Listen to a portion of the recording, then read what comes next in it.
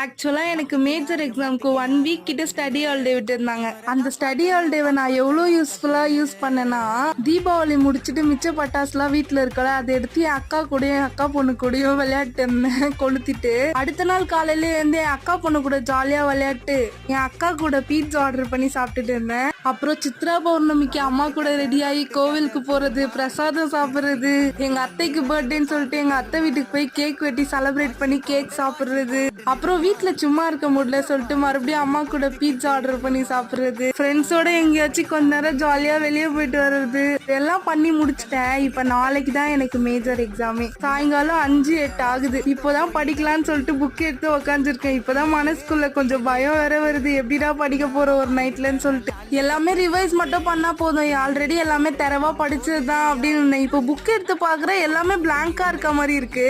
இப்போ video edit பண்றதுல வர கொஞ்சம் டைம் போயிடுச்சு. Bye by.